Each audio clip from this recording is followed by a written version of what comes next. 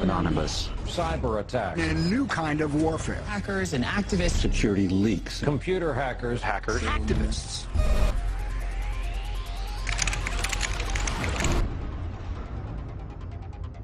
Anonymous has struck again with a warning.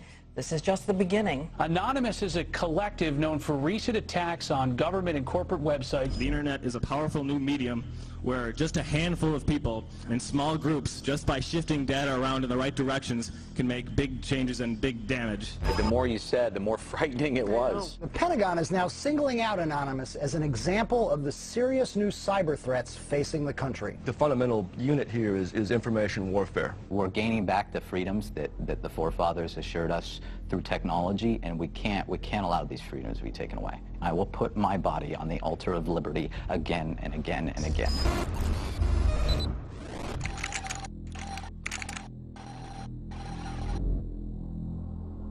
Information is the weapon, and information properly understood and properly used in an honest way is more effective than anything else in the world.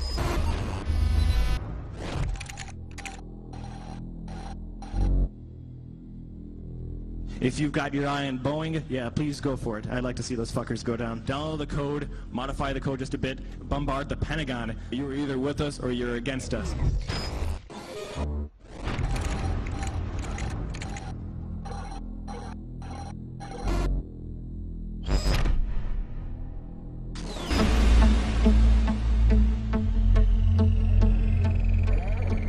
You have 15 minutes available for this call.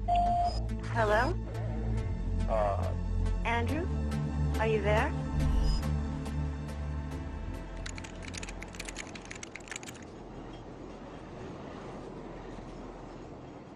It's not scary to be going to prison? No, I never was scared to be going to prison. There's all these cool people, and I'm learning all these cool things, and you know, I'm making lifelong future friends, and you know, it's future business partners, certainly.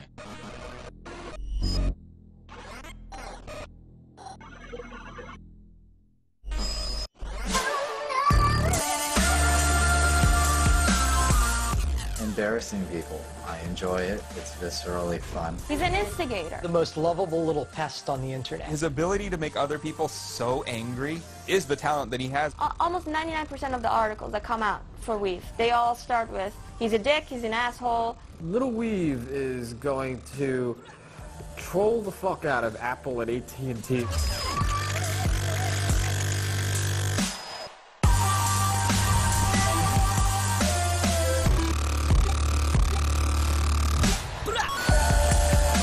How do I plan on keeping my cornbread safe in prison? I will stab a nigger that dares reach across my plate.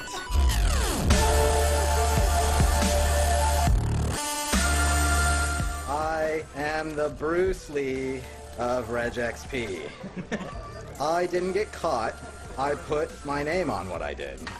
I'm not here to play nice with AT&T. I'm here to comment and criticize. There was a URL on an AT&T web server with a number at the end. And if you had added one to this number, like you could have typed it in the iPad web browser over and over again, you would see the next iPad 3G user email address.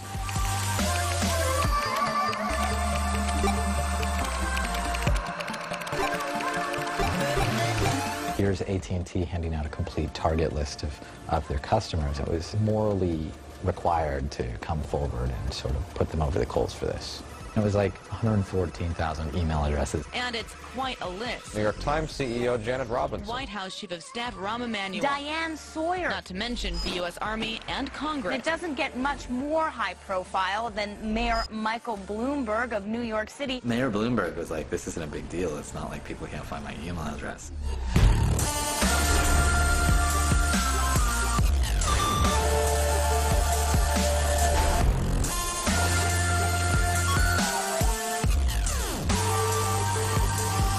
I'm aggregating public data and using it to criticize people whose politics I dislike. The FBI is combing through people's emails, grossly violating their constitutional rights. I think I have moral superiority here.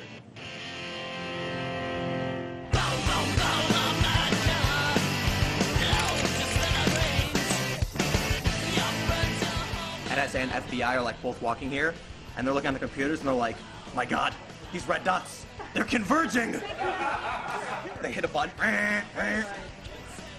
No black SUV. There's been black SUVs outside like the past couple days. So. All the red dots are in the same room right now. There's gonna be even more later. Magic fucking genie. You're actually in power. You're in charge. The most drastic improvements that need to be made are in the education system. We need to give people the kind of classical Western education that they used to have. We need a curriculum that embraces, you know, like Keats and Byron. It doesn't sound revolutionary. It's absolutely revolutionary. We have people in power that have explicitly engineered our education system to make people dumb, obedient, and uncreative. Getting them out of fucking power and remaking it so people can be free-thinking, well-educated, sensible, non-reactionary people. This is a revolutionary thing, and it's probably going to require a whole lot of bloodshed. Why has the FBI targeted you? They have, by their own admission, been surveilling me since I was 15 years old. That was in the search warrant they used to kick in my door in 2010. And why? They wanted me to inform on hackers on the internet. You know, like they've tried to get me to do that many times. There is a congruence between whistleblowing and hacktivism and hacktivists. The similarity is speaking truth to and of power, revealing the power structure, whether it's corporate, whether it's government, or both. I was a senior executive at the National Security Agency, and I served there for about 6.5 years. I blew the whistle on the secret surveillance program called Stellar Wind, which were the foundational surveillance programs that ultimately Edward Snowden, 12 years later, is now disclosing through reporters and journalists. The government went ahead and prosecuted me under the Espionage Act. And I faced, it was a 10 felony count indictment, and I faced 35 years in prison.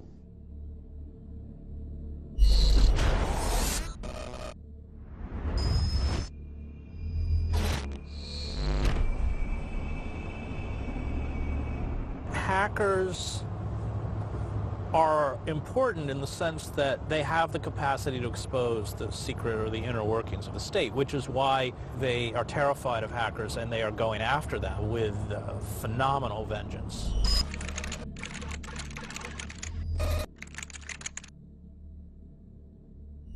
We are looking at increased transparency. Unprecedented transparency. They want to avoid scrutiny.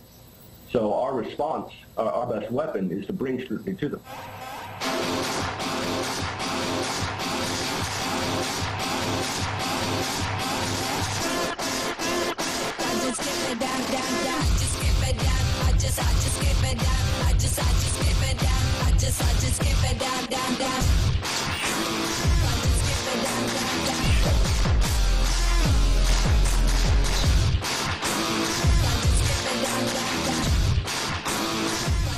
CNN and all these other things, they're not going to spend a single hour doing actual investigation. He called the former head of the NSA at home, like, on a weekly basis for a couple months, trying to get him to talk to him. Barrett was speaking in that language of real adversarial journalism, that the purpose of journalism is not to please those in power, but to report the truth even when it makes those in power uncomfortable or reflects poorly on them.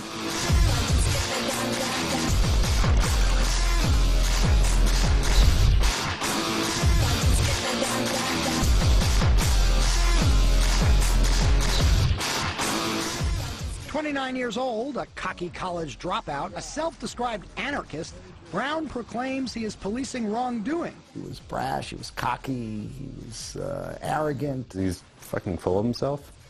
He's awfully narcissistic. He held court, so to speak, from his bathtub. Fucking around on Tiny Chat. Focus, but you can't take away our focus. We're growing up in middle of the digital ruckus.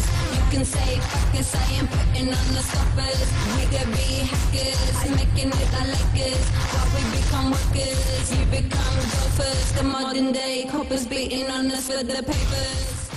The take of NBC Brass was Barrett was not a very appealing character.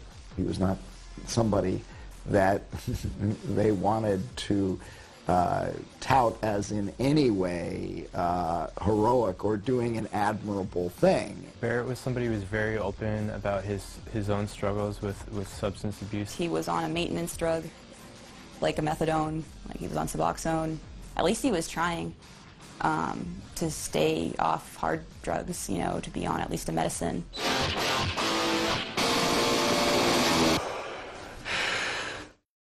Who are the members of Anonymous? Who are they? They're everyone. I mean, you'd be amazed. There's obviously a lot of people who are hackers or just work in IT. They work for major corporations in some cases. There's journalists, writers of all kinds, people who work at gas stations. What is Anonymous? It's basically the power of an absolutely massive group of people coming together. Anonymous are your brothers and sisters, your sons and daughters, your parents and your friends. Anonymous is you. Somos anónimos. Somos legión. ونحن نتسامح مع جرائمكم. We were involved in Operation Tunisia, Operation Libya, Operation Algeria, and Operation Egypt. Anonymous cannot and will not stand idly while people are being denied their basic rights and human liberties. Understand that something is horribly wrong with this world.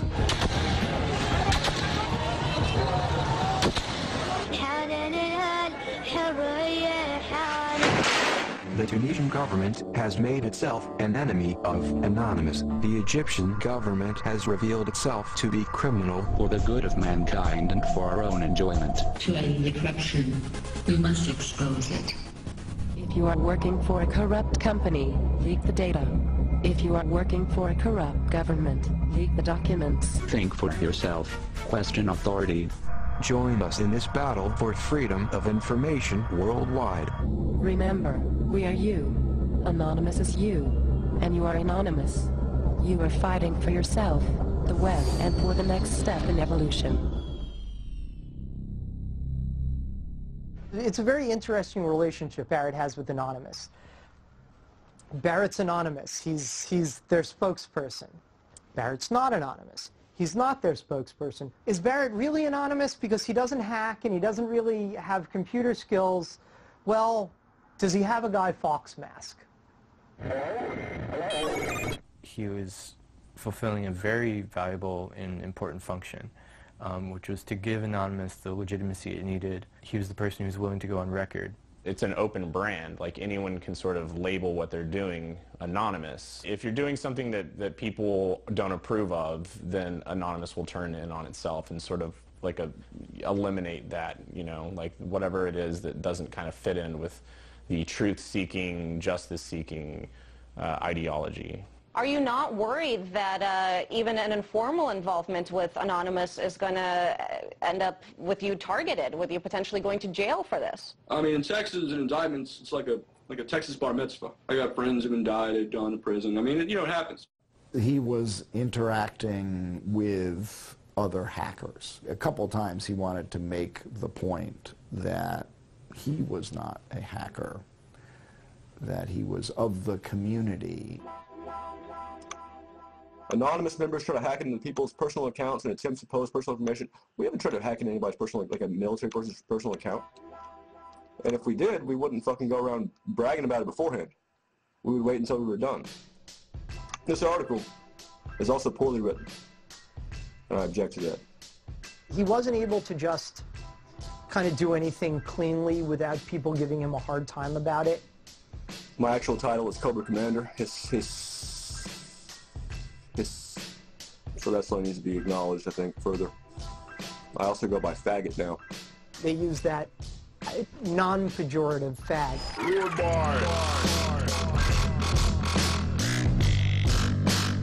He's an ego fag and a moral fag and a leader fag and a, you know, just about everything, but a fag is, you know, leave it to the internet to have to repeat themselves.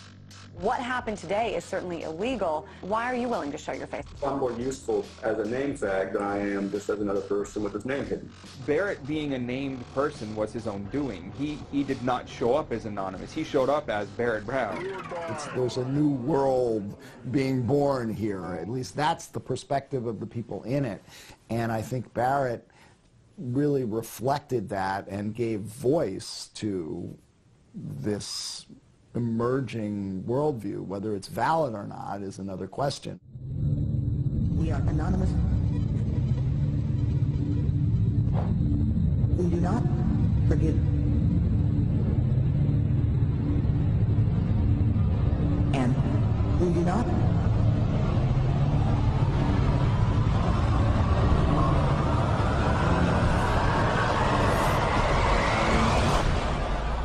forget.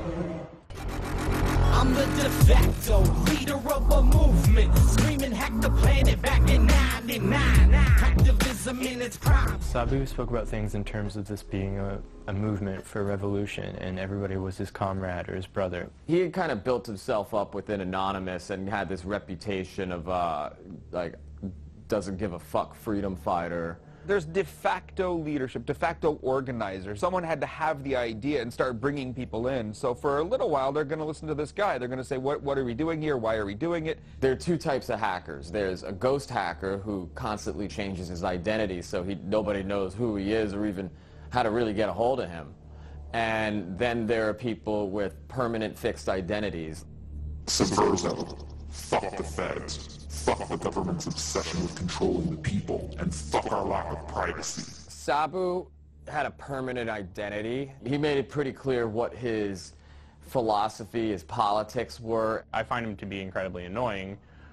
He uses words like, what's up, niggy, and he's a very, like, to me, like, I'm annoyed by everything that he says. Like, I don't like his terms and the way he, like, talks. He was the king of the hacking world, doing it like a sir, in fact. Friends around the globe, we are Goatse Security. That's unexpected. LulzSec came from Anonymous, and they enjoyed what each other did. Laughing out loud at security, LulzSec. Yeah, yo, that's right.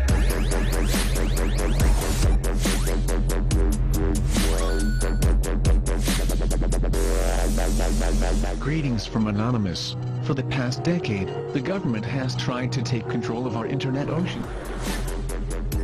The Lulz boat was just sailing the infinite seas of hacking excellence, hacking the shit out of everybody. Yeah, yo, that's right. We have Fox, X Factor, Sony Pictures, FBI affiliate, CIA, PBS, Senate, Bethesda, Sun, News of the World, Arizona Police Department, AOL, AT&T, NATO, US Navy, your mother! Who's next?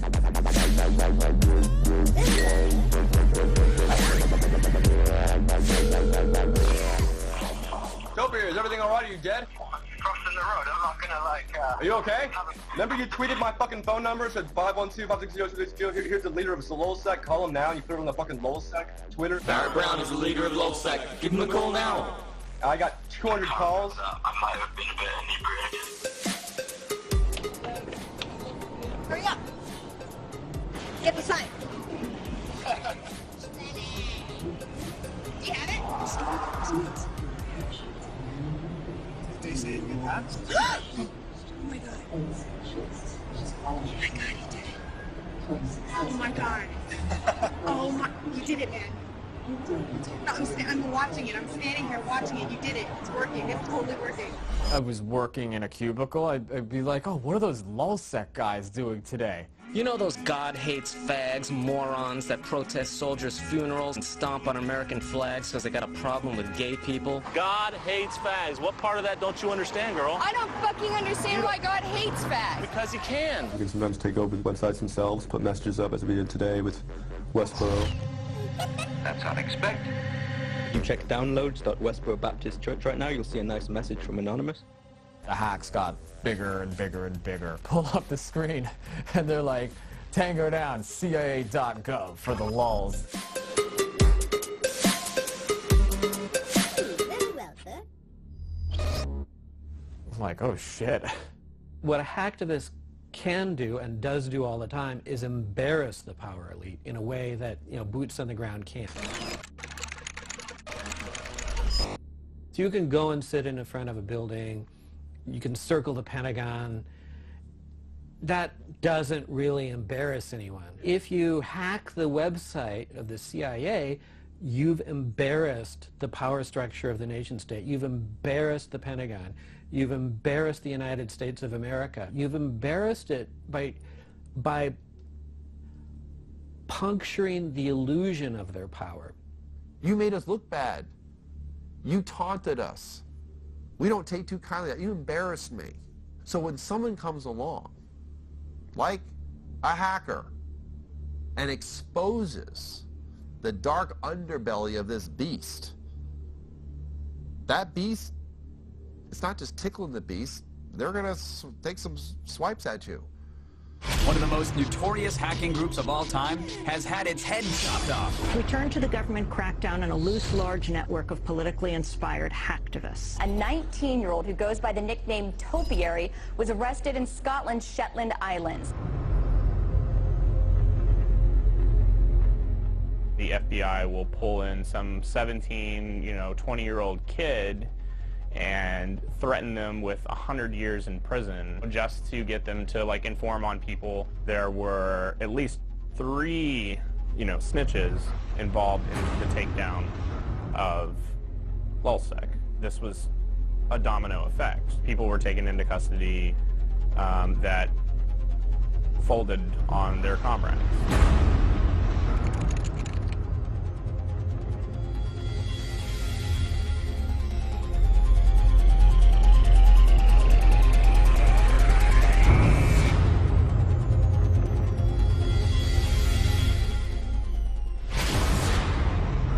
Want to speak to me? Want to join the fight? Go to Wall Street and protest. On September 17, 2011, Sabu comes back on Twitter from his month-long absence, and he's like, "Rise up, my fellas." The next thing I know is 18 chat rooms are linked together, and everybody's working in this Occupy Wall Street chant, and holy shit, all right, so let's get to work. They took your honor. They took your freedom. They tried to take your courage. Now we know you cannot be stopped. I grew up in a normal family. I'm from Arkansas. I'm a high school dropout. There's nothing particularly special about me. And there's nothing particularly special about any of us. But together we can form a movement. I am the 99%.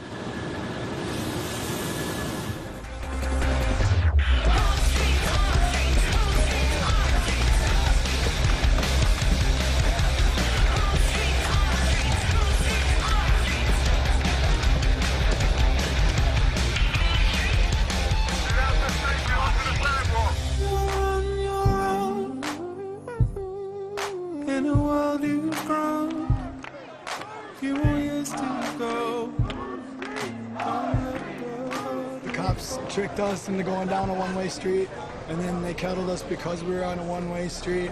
They were really mean and kind of violent. You're wearing your anonymous mask when you got arrested? I was too. I don't want to hide my face, but sometimes I feel like I have to.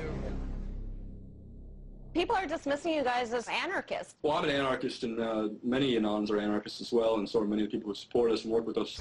Anarchy. Thousands of Occupy protesters flooded the streets. The sinister mask fashioned on Guy Fawkes, the revolutionary who attempted to blow up the British Parliament buildings more than 400 years ago, has become a worldwide symbol of anarchy and revolution. They are terrorists.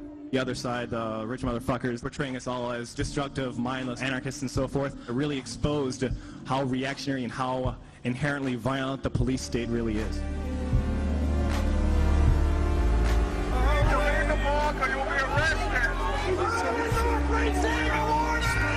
I'm a journalist! I am also a protester! This guy was just arrested, didn't do anything illegal. This guy was just standing around too.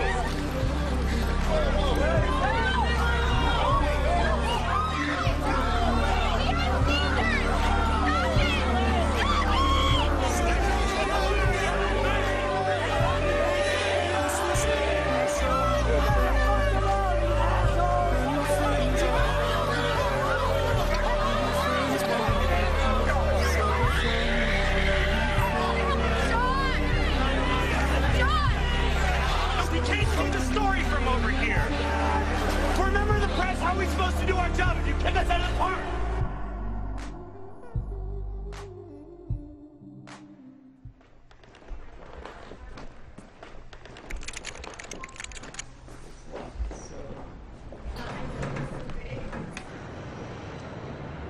The Jews fooled the Germans because they got to Germany and they're very like serious, rigid people, and the Germans were like, oh, they're just like us, and so they got this great success in Germany, and then the Germans figured out, oh, they took over our banks and it's hyperinflated our currency. Fuck these people, right? And perhaps the punishment was disproportionate to the crime, but maybe the Jews were the criminal people in Germany, and they did have something coming to them, you know, just a little. Perhaps not the Holocaust. I certainly don't blame you for walking away. It's a good thing you're a troll. You can always pull that kind of troll card. He's obviously a troll and you know, by all accounts, an asshole, and highly offensive and of dubious moral fiber and dubious moral standing. He is an internet troll, and for the uninitiated, that's someone who just likes to mess with people for the sake of messing with people. Trolling is a rhetorical style that exposes somebody else's personality flaws by eliciting a reaction from them that shows the true nature of their character. He pinpoints your vulnerability, and he immediately starts to exploit it, but for a higher cause, to show that you're hypocritical, to show that you have misogyny, to show that you yourself are racist while you're yelling at him for being racist. Trolling is in the Socratic tradition of questioning everything and driving people nuts until they question their assumptions. And that's basically what a good troll will aspire to do. If I were to name parties that I think were great trolls, I'd say Giordano Bruno, Zeno of Elia, Jesus Christ, Joseph Smith, Brigham Young. I definitely named some parties who used a very combative style of rhetoric, but probably nobody alive. You meet Weave in person, and he's the nicest guy in the world. He'll hold the door open for you, he'll grab you a soda if you ask him, and if you meet him online, he'll spew a whole bunch of anti-Semitic crap, and he'll be really mean. I'd like to think of trolling as a way of expressing working class discontent. I recall recently that Gina Reinhart called the working class people of Australia lazy and without self-control. Trolling is the right of said people to respond by telling her to perhaps stop eating and get on a treadmill. You say that trolling is about creating something that expresses the true nature of the character. I wonder how what you said about Gina Reinhart exposes the true nature of the character if you're just talking about her weight. When she has inherited wealth from her father, a bunch of mines, and she runs around calling the people that pull the minerals out of the ground for her lazy and stupid, and it's disgusting. It's a level of decadence and gluttony that I think speaks not only through her weight, but her general demeanor. She's a loudmouth, obnoxious idiot. I'm not a bigot, except by the original definition of bigot, in that I air my opinion very loudly without the concern for others' fucking cries of help about, oh, he's saying something that we don't like to hear. That's actually the initial definition of bigot before it was associated with the racist, somebody who loudly airs their opinion. And it says something stark now, that bigot is a pejorative term. There's a quote from Voltaire. It says, to find out who rules you, find the people you may not criticize. Why do we all have to agree with each other? And that's what freedom is about. It's, I can call you a disgusting kike, and we can still live in the fucking same society. You know? He actually is trying to shove this down everyone's throat. Freedom of speech at all costs, as hardcore as I can make it. He's a crazy fucker, but you know, he's our crazy fucker, I think. What was it, the Gay Nigger Society? Oh crap, I can't say that on camera, can I? I should probably not put that on camera. The Gay Nigger Association of America has been around, I think, probably since 2000. It is a very old troll organization. I was elected president of it in 2010. Figured out what words to choose, so it's time to mention Jews. Shit. I've been G-lined. Oh shit, oh crap, it's another we've attacked. Don't know what to do, so I get somebody you DDoS. Yes, it's time to stress. LOL, LOL. The name is based on a Danish short film called Gay Niggers from Outer Space. The gay niggers come from the planet Anus, and they are much, much more intelligent than any other creature in the universe. When Hurricane Sandy swept through New York, they posted a bunch of pictures on Twitter of black people like looting and stuff from like Sandy Loot Crew is what they called it, the hashtag.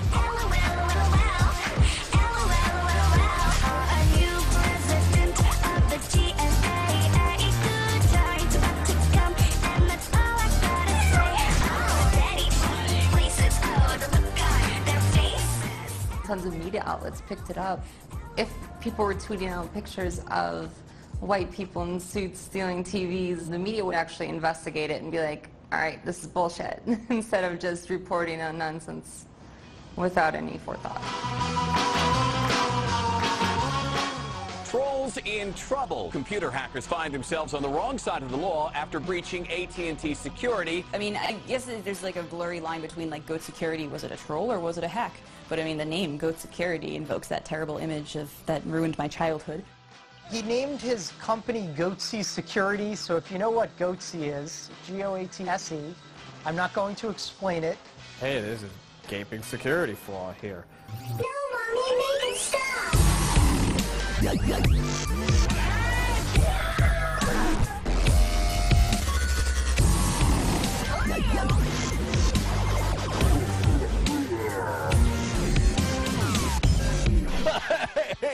Goatse Security, who are these guys? And they're Googling Goatse, and they're getting the Goatse picture. They're called Goatse Security. Is that, am I pronouncing that correctly? Yeah, that's right. We're analyzing coverage from Bloomberg, Goatse, The Register, and Forbes.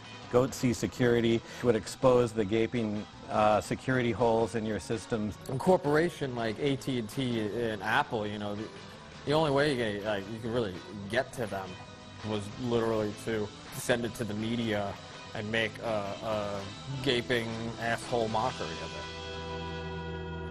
We're here today to announce that our office has filed criminal charges against Andrew Ornheimer.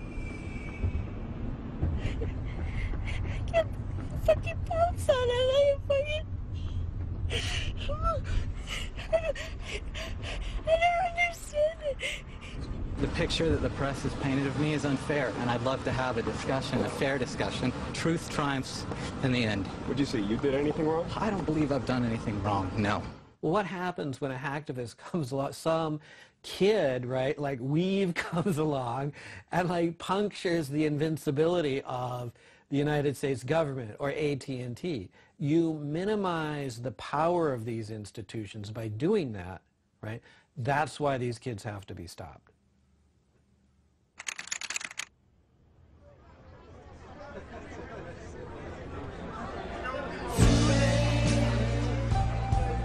My time is gone. Sent shivers down my spine. Body's aching all the time. Goodbye, everybody. I've got to go. Gotta leave you all behind and fade through. Mama.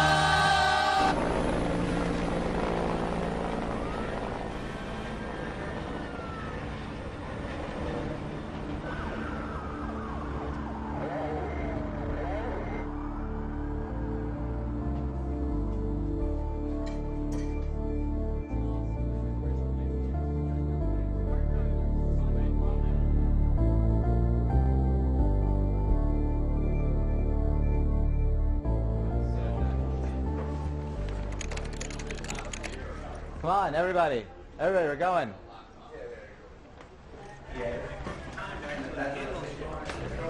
Can you whistle the Ode to Joy?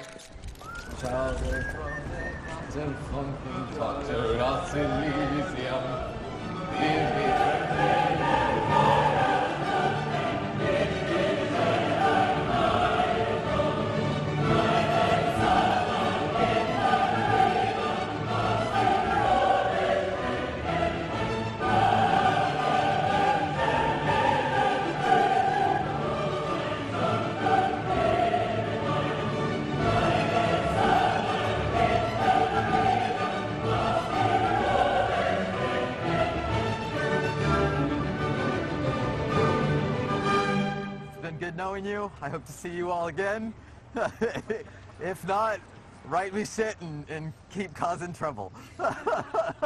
Cause as much trouble as you can in my stead. That was classic, of course. We'll talk to you soon, okay? You're not coming in? No, I'm coming in. I just don't know how fast they're going to take you. In my country, there's a problem, and that problem is the feds. They take everybody's freedom, and they never give it back. I'm going to prison for arithmetic. I added 1 to a fucking number on a public web server, and I aggregated this data, and I gave it to a fucking journalist at that man's publication. And this is why I am going to prison, is arithmetic. Fuck this country.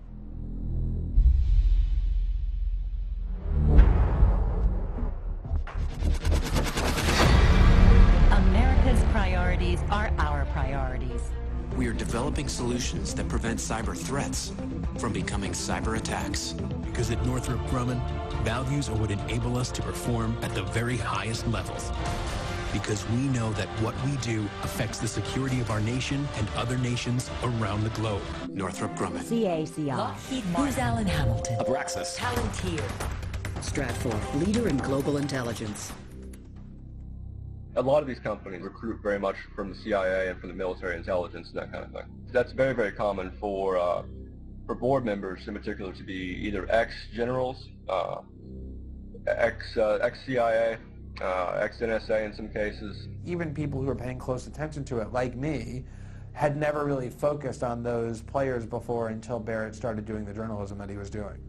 There's always been contractors. We had contractors during the American Revolution. Let's be real in terms of history. We've never had what were defined as inherently governmental functions, including the centerpiece functions of the intelligence system, the most secret being turned over for profit to corporations. If you have that kind of control because of the accesses you're granted and the government giving you the deep state intelligence, the deep state data, guess what? You get to serve the state. You get to justify its continuing existence. You're going to color the world with the mentality of the state, which is the world's a dangerous place. There's lots of threats out there. It's a target-rich environment. These are people that are in this to enrich themselves, right? They're people in the government and they're the people in this business. And they don't care that it's not helping anyone. These are not patriots. These are people that maybe have military backgrounds. They might think of themselves as patriots, but they are not patriots. And we can meet and surpass shareholders' expectations. Branch into adjacent markets and pursue billions of dollars in unconstrained growth opportunities. They're invested in the security theater. Hundreds of billions of dollars have been spent on national security, ostensibly to protect us. I can actually say it's actually in the trillions, the total amount of money. I would argue it's the largest redistribution of wealth in the history of the United States. Wars are not meant to be won, they're meant to be continuous. And if you want to hold a continuous war, whether in real life or on the internet, then you need an enemy that can't be destroyed. And Anonymous is impervious to really being destroyed because it's decentralized, it's everywhere, and it doesn't even have to exist. I mean, they could just say it exists, and then it would. And it's sort of just like terrorism. Terrorists are everywhere. Terrorists, your neighbor may be a terrorist. So, you know, we have to remain vigilant, you know, and that's the same thing that's basically happening online. Right now I've got Barrett Brown, founder of Project PM and one of our cyber experts. Barrett Brown joins us now to break it all down. So is this an official declaration of war against Booz Allen Hamilton and possibly other contractors? Yeah, we just got around to declaring that war just now. I still collaborate with some anonymous participants within my own group, Project PM, acquiring more information and bringing attention to what's called the intelligence contracting industry.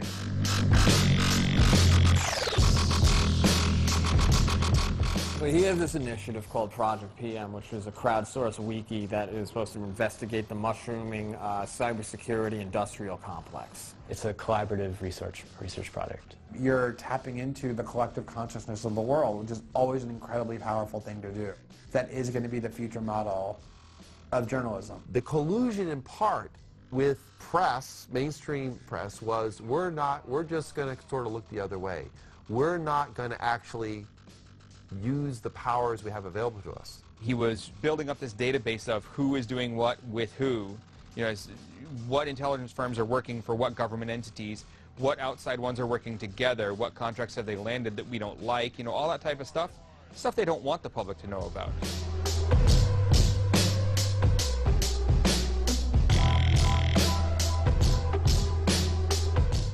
There were these hacks going on. We're expecting these data dumps. Shit's about to start getting crazy, if you know what I mean.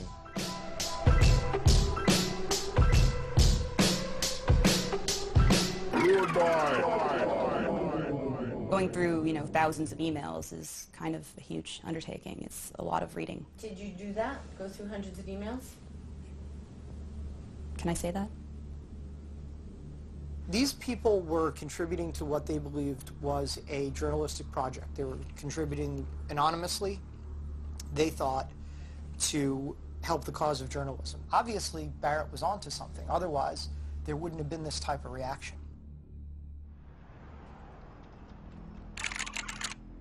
41 months, 3 years supervised released, 1 drug test within 15 days, computer monitoring, mental health evaluation, $73,000 restitution to U.S. Treasury to be given to AT&T.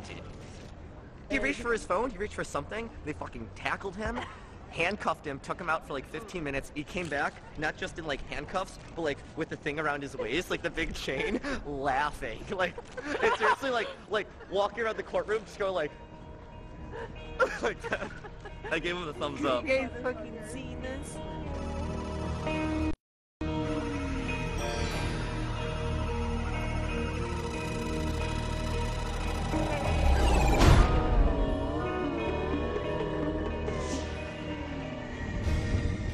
How dare you be skillful? How dare you utilize your knowledge? It's fucking absurd. And of course it's AT&T's fault. They are responsible. How can you say that the company that designed the website is not responsible for their security? So the federal prosecutor said during Weave's trial that just because he has a special skill, he shouldn't have power over other people. That's how they view it, you know. And it's not incorrect to say that people who understand computers have you know, power. It's just I don't think the answer is coming down on our prodigies and our geniuses. Well, I'll put it this way: there was a time when you hacked a company and the company hired you. Now it's you hack a company and they come and they, you know, beat the shit out of you.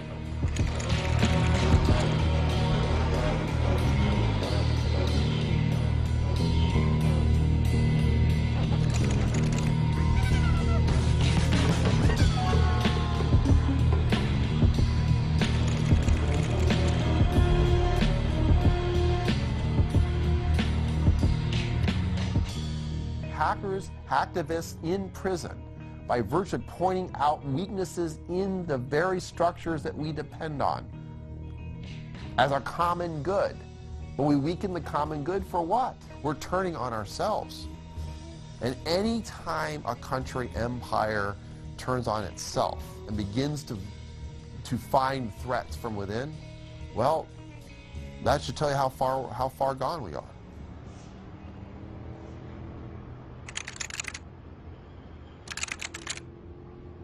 Howdy, Internet. My internet blogging must have pissed somebody off. They have cut off my fucking TrueLinks access because, of course, we live in a country with a childishly authoritarian government that can't handle anybody saying anything mean about it on the internet. And I miss you. I really do. There's so many of you that I can't. Hopefully I see you in a couple of years. I wish I could call each and every one of you. I'm still in prison. I've been denied access to both sunlight and food. I can't tweet via the normal means any longer, but I will still read everybody's responses. It'll be snail mailed to me. Fucking barbarism. Keep up the good fight and you know, make trouble while I'm gone. You guys gotta carry the internet ruin torch, I suppose. Oh God, that was one of his better communiques. I was outside grabbing a cab and I get a call from an unavailable number, and it's like, do you want to accept this toll-free call from Andrew from federal prison? And I was like, oh God, it's Weave. I could barely make out what he was saying, but he's like, set up an asterisk box so I can upload things to SoundCloud. I'm just like, okay, whatever.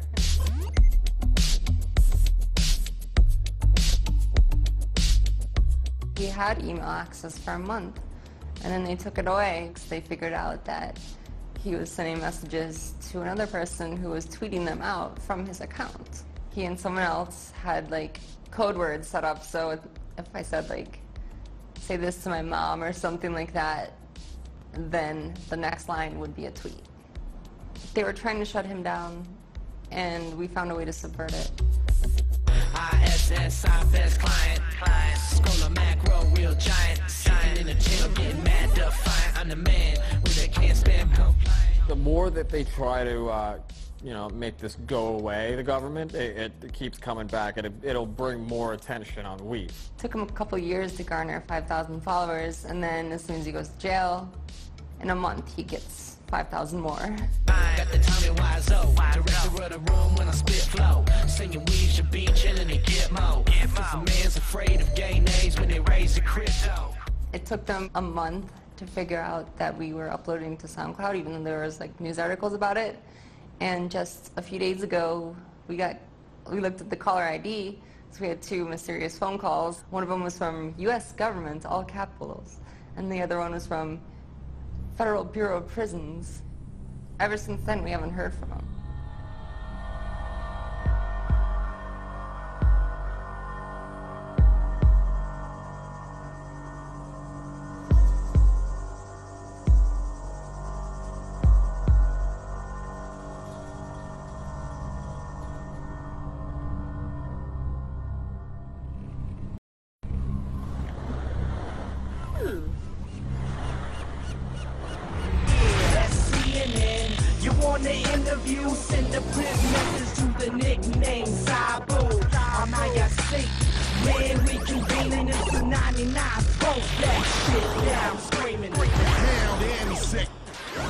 Out of kind of the ashes of lulzsec, Sabu wants a new thing, a new group, a new cause going forward, and this becomes anti-sac. With the visuals of machine guns, this was no longer a laughing matter, and they were not playing games anymore. He was training people to attack government websites and attack large corporations and businesses. Pound anti-sec. Pound it to the bleachers. Pound anti-sec. If you're sitting below deck in the lone smoke, salute, bitch, and show some respect. Pound anti-sec. Greetings, pirates, and welcome to another exciting Fuck FBI Friday release. For Fuck FBI Friday, we are releasing 1 gigabyte of private emails and documents. It was asking for trouble, and trouble came in a way that even, like, nobody could have even written this.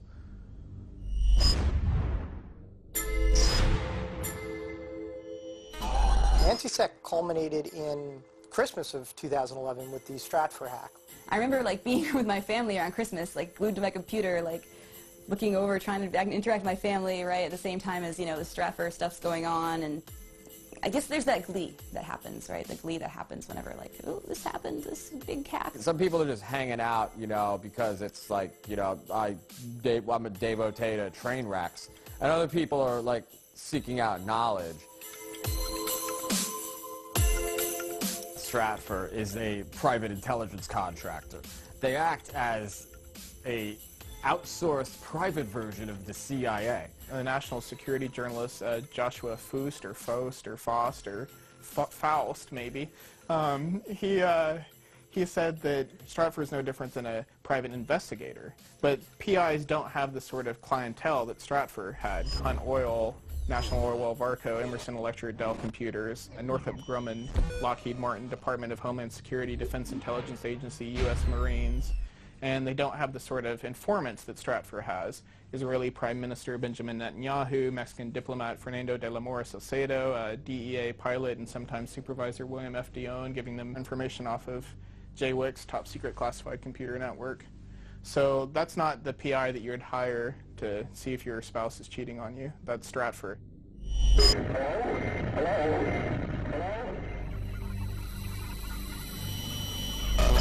The gifts that a non-Santa left under the Christmas tree are just the beginning. Cyber thieves made off with the personal details of hundreds of thousands of subscribers. They woke up to find that they'd given an unexpected Christmas present of $50,000 between them to numerous high-profile charities. Here comes Santa, here comes Santa. Expect us. Here comes Santa Claus. Here comes Santa. Julian, will you dance with me? It's not about the money. We want the world to dance. We want the world to dance. So first, dance with me. Dance with me. Before Christmas. Don't sit around waiting for Santa Claus. Fuck some shit up. To take an ex-FBI agent and use their credit card to make a donation to the Red Cross on Christmas Day, I get that it's criminal, but it's wonderful in its own way. The Stratfor hack, it's claimed, also contains email conversations between Stratfor employees and officials in government. Every week, a company or an agency, is this going to get worse? I think so. People broke into something and wow, criminals. Well, okay, even if you want to call them criminals, they're coming up with this information that looks a lot like criminal activity. The day that WikiLeaks published the global intelligence files, which is what it calls the Stratfor leak, The Atlantic wrote an article titled, "Stratfor is a joke and so is WikiLeaks for taking it seriously." And that was the very day of the leak, so surely they didn't read the 5 million emails that I've spent more than a year researching.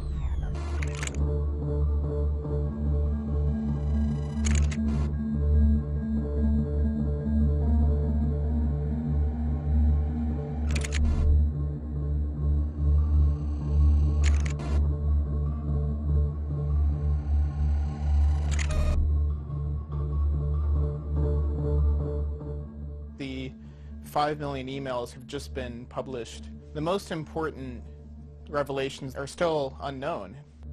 The information involved got to us because several young people sacrificed to get it to us. They went out and took it.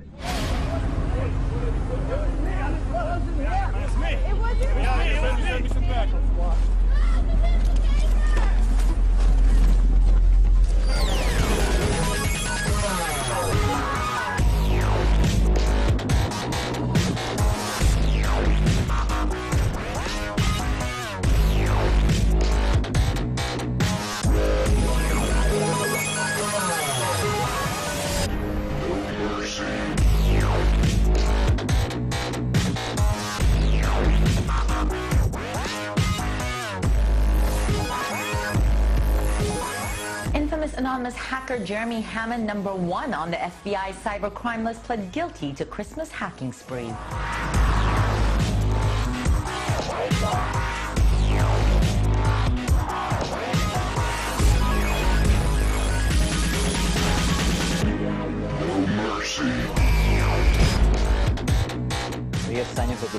Jeremy Hammond. ആധുനിക രൂപമായിരുന്നു Jeremy Hammond.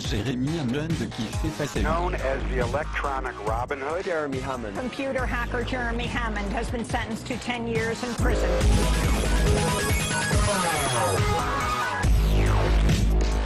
As a former journalist, a former investigative reporter for the New York Times, I am stunned that the rest of my colleagues, well, I mean, frankly, I'm not that stunned, are not here. Jeremy's going to jail for 10 years. I don't think a lot of people in this country are going to find out about it if the New York Times doesn't cover it. That's just the way that the media is set up right now. There's a lot of people on the outside supporting him. He's gotten a lot of letters, so, you know.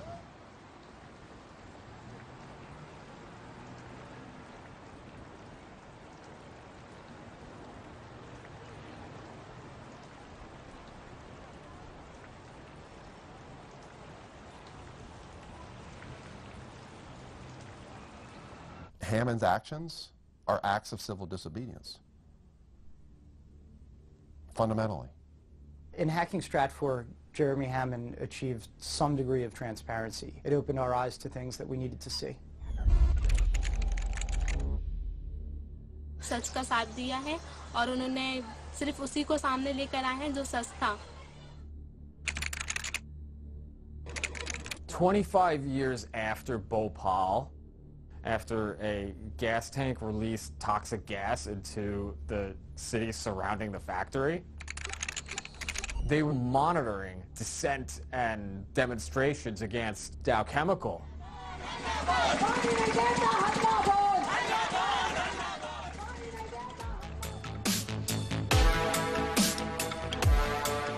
Data wants to be free is the hacker credo. The real questions we need to be asking is, when this data is, shared with people, who is it benefiting and who is it hurting? Jeremy's apartment, is just books scattered about the floor, books on the shelves. What could be more dangerous than books? The internet.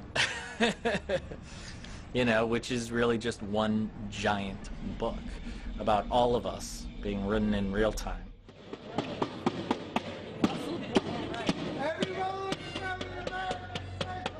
To the extent that Jeremy Hammond is responsible for those 5 million emails, he did something entirely necessary.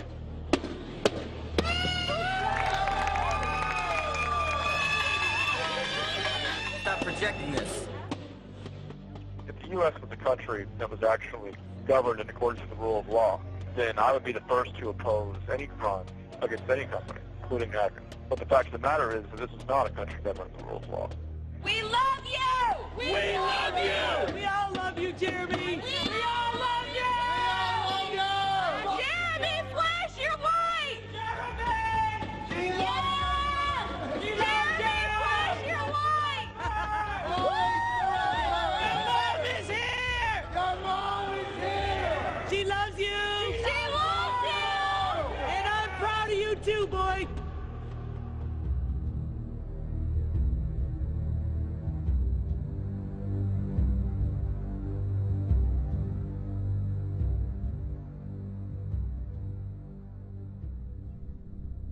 My name is Barrett Brown, and I've been waiting for this day for about 6 months. In a way, I've been waiting for this day since I was 7 years old. On March 5th, I received communication from a certain individual saying that I was going to be raided the next day at my home. They go to his house, his apartment, and he had spent the night at his mom's house. I just go to my mom's house to sleep over there sometimes. We've been very close. Next morning, I get woke up at 6:30 by my mom. She's scared. I go downstairs. There's 2 FBI agents. One is named Robert Smith. He is a FBI cybercrime fellow. They say, okay, we've raided your house, your apartment. Do you have any laptops here you'd like to give us? And I said, no, I don't have any laptops here you'd like to give us. So they get another warrant for his mother's house and find the laptop. Then they charge his mother with obstruction of justice. When I was 7 years old, I first heard the term FBI. My parents were fighting a lot. My dad would sometimes get angry and throw things at my mom. And part of the reason for that was because my dad was being indicted by the FBI. I went from living in a nice house in Highland Park, one of the nicest communities in America, to living in a 2-bedroom apartment with my mom and grandma and sharing a bed with my mom for the next year when I was in 3rd grade. They'd gone after his father and bankrupted his father, and his father was eventually found innocent and apologized to by the court. So basically, the FBI ruined his family. When I was in the backyard, I remember I heard the Mexican FBI agent bring the other one back in and said, oh yeah, the bad guy's back here. It was that day I realized I'm a bad guy. You know what, I had no idea beforehand. And even now I still have trouble really sort of internalizing that. But if the FBI says it, it must be true, and from now on I am a bad guy. It's kind of like a quad, and everybody in the apartment complex can hear this man ranting against the FBI on the balcony. And I'm getting a little bit concerned, but I also want him to have his, because he's very brown. He says crazy stuff. In the evening, we sit in the tiny chat, just joking around. I'm not wearing a shirt. People like us who are totally fat can do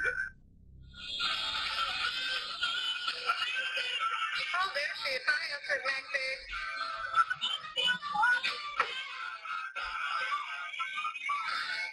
on board, guys.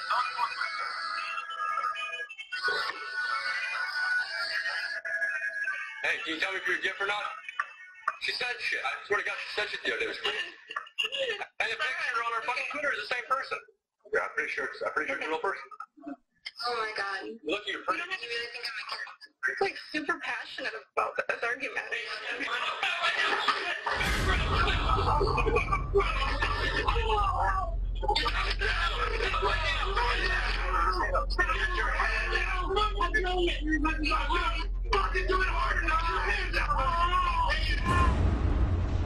Oh, is Barrett getting fucking raided by the FBI? Holy shit!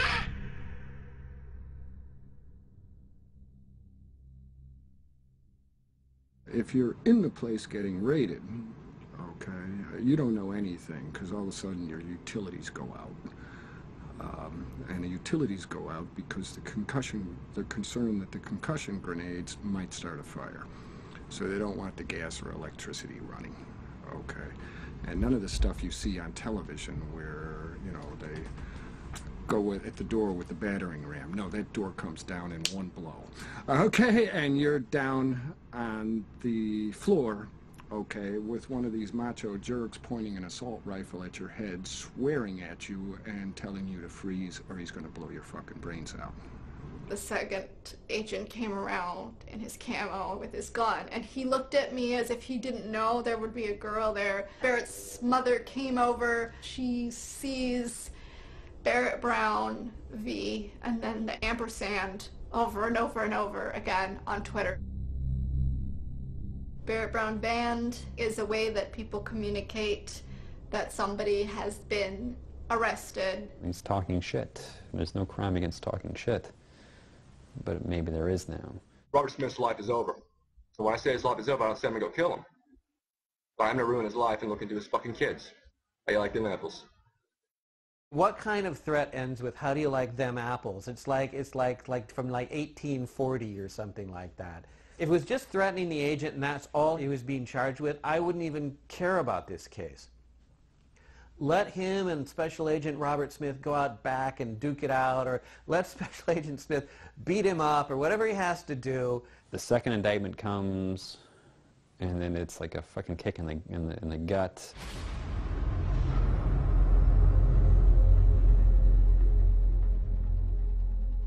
All these guys are doing are trying to, you know, put the fear in him, trying to pressure him to, you know, flip. Barrett's such a stubborn asshole that he's never going to flip. Their claim is that he took a link, copied it. It's journalistically important to get the client list. Pasted it into the Project PM chat room, and in that one move, produced criminal exposure for himself. The Barrett Brown case is another one of these seminal cases, and the government wants to send a very chilling message. It's fundamentally a First Amendment case. How dare you hold up the mirror to us? They called Project PM like a criminal organization, and that's what people freaked out about, because there were a whole bunch of people who hung out on that server and that wiki, and like, wait, there's a criminal. I think they're after who? Anyone else? Any other names to put on our list of people to watch? The tingly feelings of like paranoia crawling up my spine like a spider, they're there for a reason. Just because you're paranoid doesn't mean they're not after you.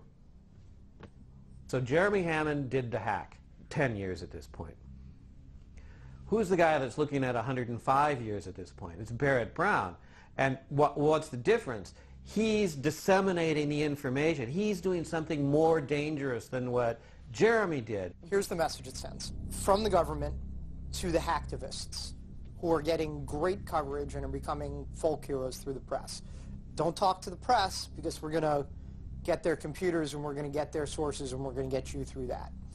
To the press, who are covering the hacktivists, don't cover these hacktivists, because we're going to get you.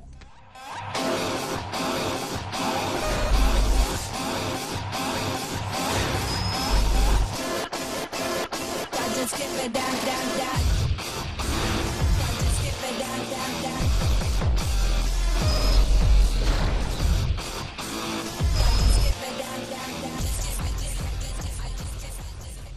Here's what I want. 1,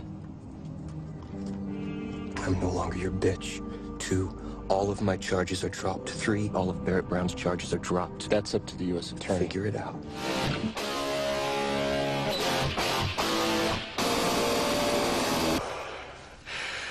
Hector Xavier Monsegur was responsible for the arrest of Jeremy Hammond and other anonymous and LawSec members. Sources say he began cooperating with the FBI. I'm the de facto leader of a movement, screaming hack the planet back in 99. Activism in its prime, purple hell had the dot mill.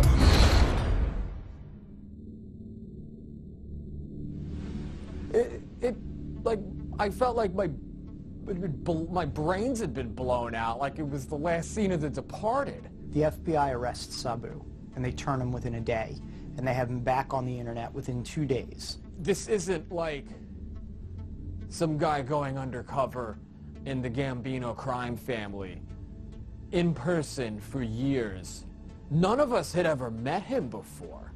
He was just this guy we knew from the internet. He talks the talk so forcefully with that kind of New York personality. You know, we are doing the right thing for the people. We are building this anew from the ground up. We are taking down the ugly, evil, capitalist, imperial machinery, and we are building it back up with our own hands, my brother, he says.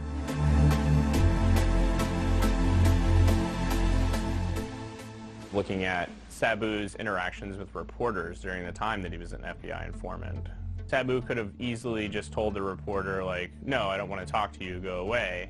But that's not what he did. He engaged in like an hour-and-a-half long conversation and then screen capped it and handed that information over to the FBI. That's not a free press. The government has journalists under surveillance. Do you think the government's targeting you? I hope not. I hope I'm not. Shit. Everybody's paranoia is just through the fucking roof.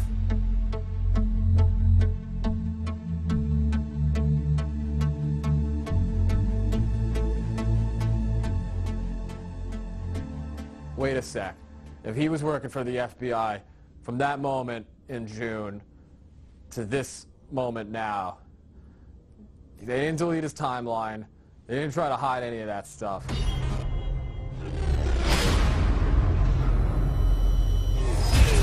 CNN, you want the interview, send a print message to the nickname Sabu.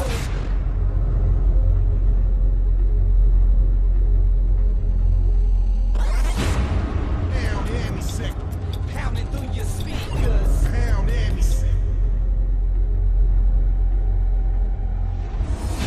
Want to speak to me?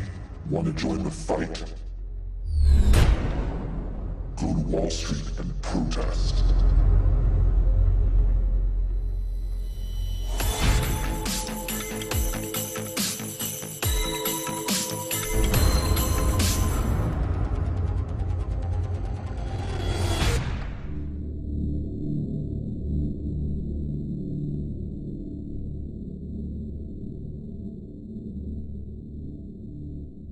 Sabu and Jeremy were partners in crime. They were the digital Bonnie and Clyde, if you will. Except one of them is working for the FBI the whole time. The FBI is operating in sort of a new theater, which is online. The government likes to use these hyperbolic terms referring to cyber warfare, cyber weapons.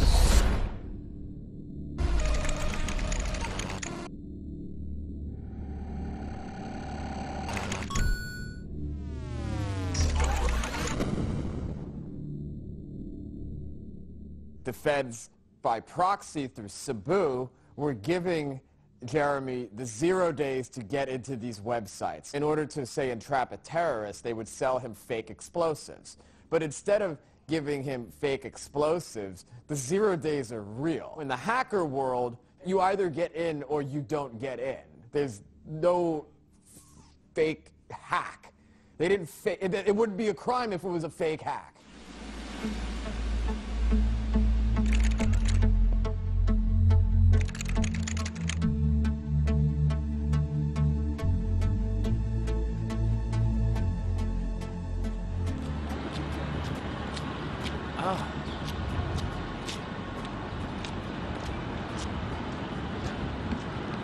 It's the only way I could describe it, dude.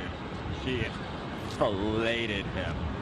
The amount of cooperation was truly extraordinary. And it was just amazing. She just kept saying it over and over. It's truly extraordinary, truly extraordinary. And, you know, and I gotta say too, I don't know what I would have done in his position. I really don't. Although, you know, you have to walk a mile in his shoes to understand it.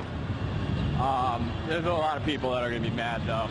The amount of truly extraordinary cooperation that he gave. This was the first time anybody had ever seen him, at least publicly. Like, this was real. This was finally coming to a close. And he was facing the guidelines between 21 and 26 years.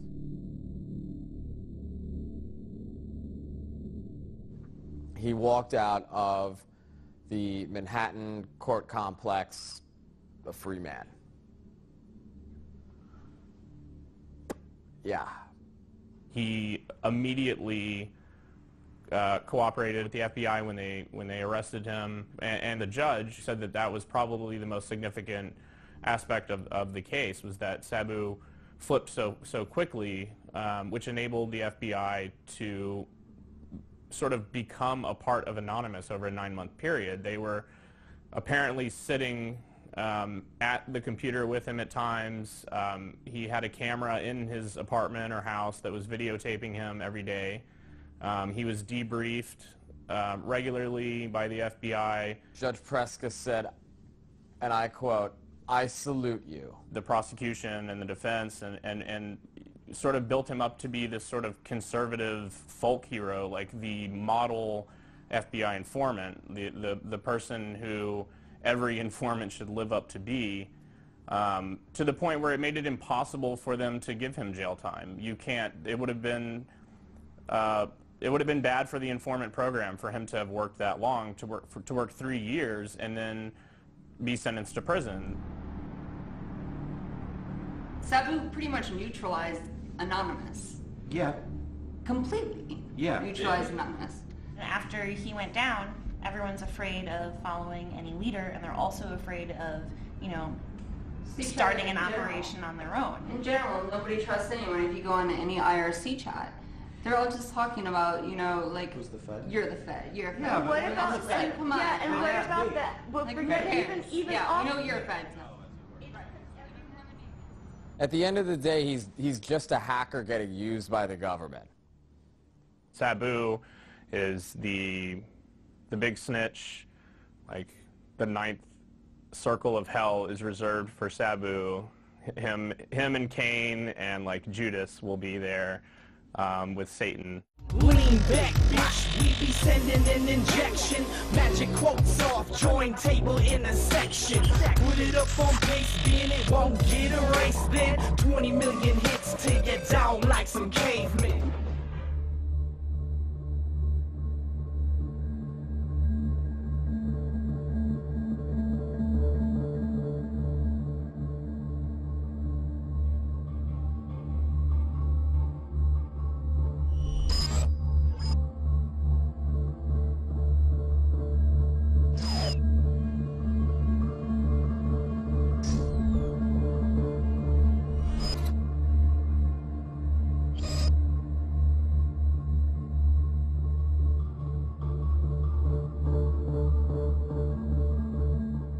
There's been an unfortunate deficit in what people have read and what people have written about an issue that is of extraordinary importance.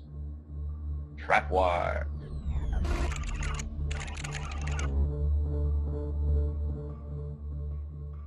Barrett sort of shines the light on this stuff. You say, oh my God, it's actually happening. You've got the emails right there. He stumbles across this. Stumbles across it, starts talking about it. Trapwire manages to take lots and lots of data from the closed-circuit cameras that are found in large urban areas and makes the information more actionable and functional. Trapwire is software that can match surveillance data taken from multiple closed-circuit cameras from across the country. Video feeds are fed into a centralized system that analyzes them for patterns of suspicious behavior. To understand trapwire, you have to understand sort of the larger context, because trapwire is a critical piece of the surveillance apparatus. This is actually doing very large swath, persistent surveillance.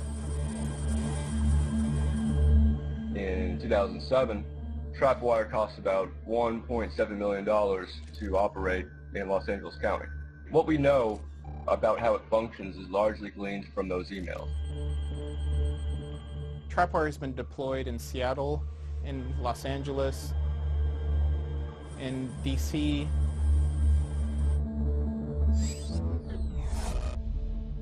According to a Stratford email, there's like 500 cameras in this New York City subway system equipped with trapwire. The New York Times said that trapwire was only used on 15 cameras in the entire country, and that the DHS wrote it off as a failure. That's a complete lie.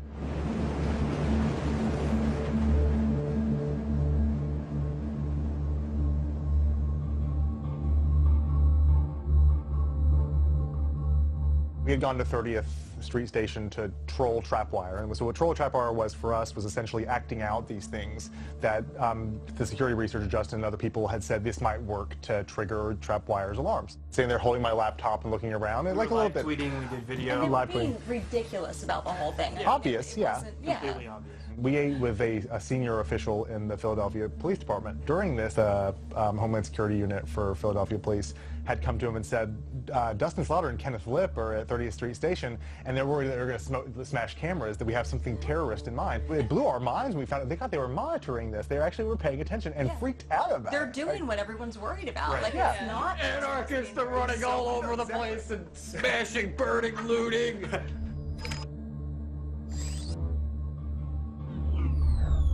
Coverage of trapwire in the U.S. The whole story was smothered in its crib by the New York Times. It's an open secret that the mainstream media has special access to the halls of power. There was a phrase I used to hear at NSA. We're going to tell them what we want them to hear, not what they need to know. What we want them to hear. That's pure manipulation. That is PSYOP, info-op. You're saying because you can, you're controlling the narrative. Hail victory! Go, go, go, go, go, go, go, go, go, go.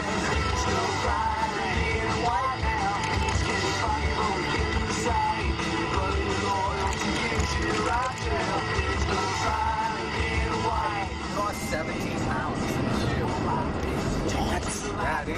I was in a hunger strike cell, and they were taking my blood to make sure that, like, I wasn't starving to death, you know? I was on hunger strike because they refused to give me my books, and my magazines, and my newspapers, and my mail.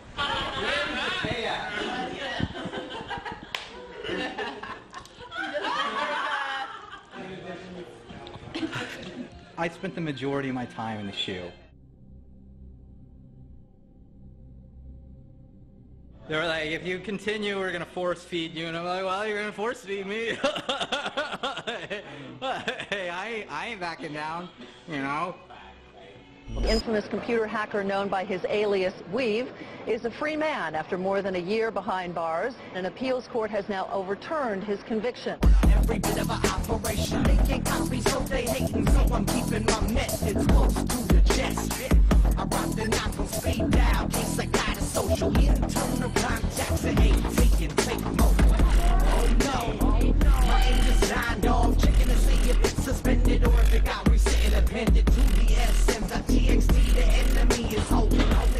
Time behind bars has made Weave even more outspoken than before. I can't watch my society rot when a bunch of federal scum want to just throw anybody that they disagree with in a prison cell. It's the end of the West right now, and we got to fight for it. Somebody has to. You have no instincts to flee like Edward Snowden or Julian Assange. I'm not running. This is my country.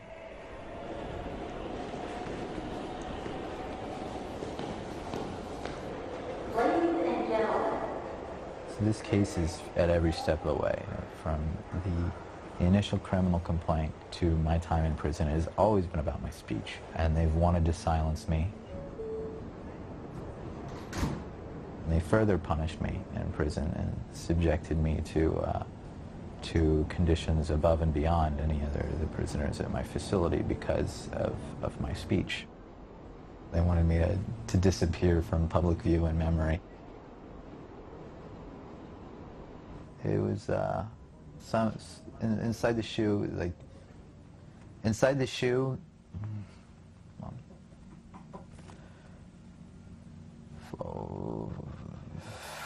There's an author, Alexander Solzhenitsyn. He was one of the few authors that kept writing after Stalin told all the authors that they weren't allowed to write any literature that was compelling anymore. He ended up in a prison system called the Gulag, and he describes there the steps that they do to like try to break you down. And I kept checking off like the bullet points that he listed. He had like a 30 bullet point list of all the various interrogatory methods that they used in Soviet Russia. Temperature extremes are one of them, and they'll turn up the AC to like freezing temperatures while I was sleeping, you know, and then they'll pump up the heat during the day. So, and like they come and I couldn't sleep because they would bang on the door every once in a while, and they'll shine the flashlight in your eyes, you know, and keep waking you up at night. They'll put you on a bunk and you can't even sit up, and there's a light like right next to your head, and it's pretty terrible, no doubt about it. It's pretty terrible.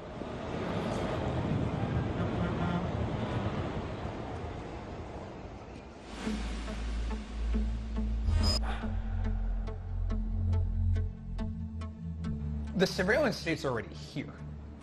It's already here. We're constantly on camera. Like this, like we can't put that back in the box. Like we can fret about it and say, oh gosh, we need more controls. A lot like that infrastructure is there and it's not going away. They can watch us through our webcams. They can listen through our phones. There's no privacy left, virtually. We are the most watched, surveilled, monitored, eavesdropped population in the history of the human race. If you have nothing to hide as justification for violating your rights, then you have nothing to worry about. You know where that phrase came from? Goebbels from the Nazi era. Nothing to hide? That means there is no privacy. I left Iran to come here, and now I can't have security or privacy? All we want is just fucking live our lives. Half of us wouldn't even give a shit if we could all be left alone. It's my right by birth to have privacy. They want to own you.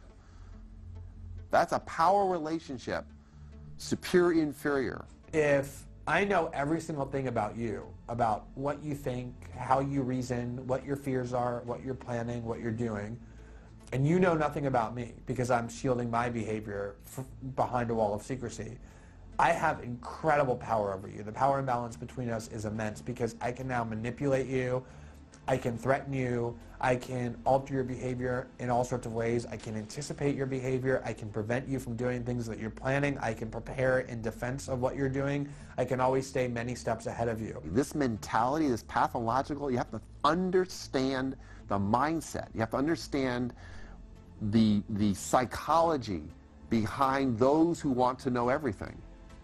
That means anything hidden, anything private, anything sovereign is a direct threat to the surveillance state. The capacity of this agency to spy on people and to know everything that they do is so extreme and awesome. At any moment, pure totalitarianism could be imposed and the American people would have no place to hide. Security and surveillance state is put into place in order to keep a population captive, and they now have all the mechanisms to do it. Absolute iron control over a restive population, so should the population become restive. The United States unchained itself fully from the Constitution. People still don't fully appreciate it. Talk about mass surveillance, all those stuff. No, they've unchained. This is an alien form of government. It's completely anathema to democracy. It's completely anathema. But obviously the government's not going to come out and say, hey, guess what? We're under national emergency conditions.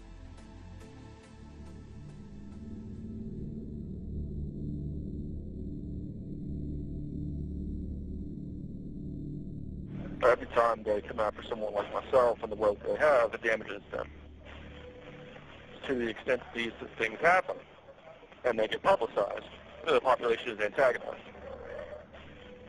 Now, I didn't get into this to stay out of prison. I'm still trying to figure out, how I can be most effective from here.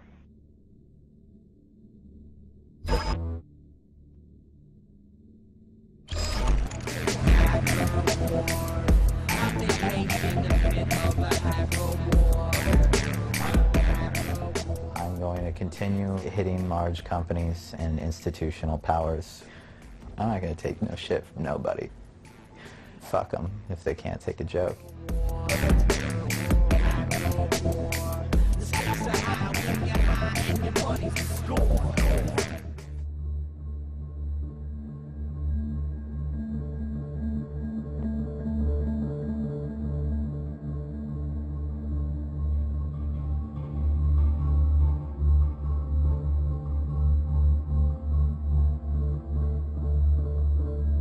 I was not going to sit still and remain silent, because if I had remained silent, I myself would have been complicit in the conduct of a crime against the sovereignty of who we are as people.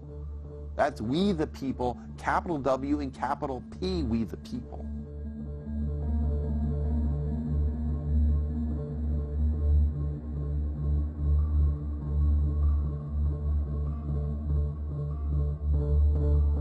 You can just sign off. Right. Like, you don't have to be a victim of trolling. Like, you can just turn off the internet. System, every outlet, every avenue of avarice. The mavericks of information face up with the candidates, and cameras are there to document the struggle live in person. Take a peek behind the curtain. Situations worse than anything the casuals and NPCs could dream of. Trust this team of brilliant bastards go on tearing the whole scene up. Journalists and media don't buy what they are feeding you, depleting you the truth because Sabu got off. Judge Preska and the attorneys and the defenders got on their knees and filleted him. That's like a lot more sex than I remember going on in the courtroom. Don't limit your activism to just the mere world of computers. Take it to the streets. We need more foot soldiers in the streets to fuck up shit. Deep into the void.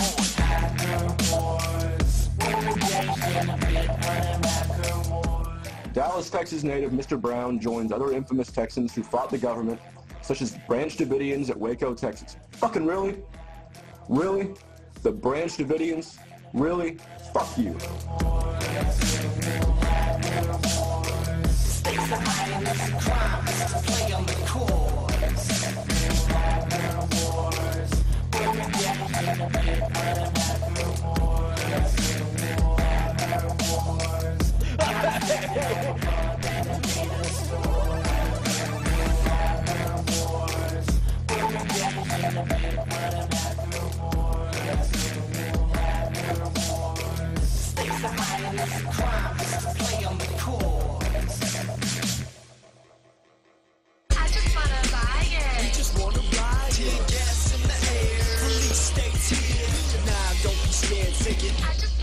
We need to act for change. On every single front of oppression is what we have to rage. Or at least I'm gonna live today, no second of my cast. Get lays now, 6 feet and everyone is even they're gonna have to wait. Hammer the new pass that won't feel to the vibe they can't contain. Cause chances are that I'll get locked or they'll assassinate me. But that's why we are here to fucking clash and rage against the machine that plans to take our brand is placed in the stand of wage. And if we do not make a fucking stand today, there will be no tomorrow, so don't act today. Cause the whole globe could easily be a massive rave. And somehow we need to activate the other captive states to go and agitate to get them mad to say it's about time we go and crack the safe. And you can call me crazy, well I am insane, but you should blame a combo mix of that terrain and the aspartame and the fashion page. But a plan to shine and you can either death and rage to join the shit and realize I just wanna riot. I just wanna riot. we just wanna ride. Tear gas in the air, police states here. Killing my buzz with all this politics. Yo, how the fucking Philippo retained its faith in the system that's euphemistic. When the slave camps are labeled as prisons, and when the information that's given is tainted and twisted by the heartless that try to target educated decisions like marksmen. So we're raising arms, fists, and picket signs to match and fight for human rights. We carry lanterns with a mic attached. Focus groups began with advertising. advertising, then it got involved within the dollar spent on politics. Is that surprising? Your campaign is a fucking commercial, I'm not fooled. You've got strings attached to your back and it's not cool. These monsters have murdered the landscape. They're stabbing her repeatedly to proceed to blow her top off. A damn shame. The recipe is seasoned, but I swear you motherfuckers shouldn't grab a plate. Although it's harder to swallow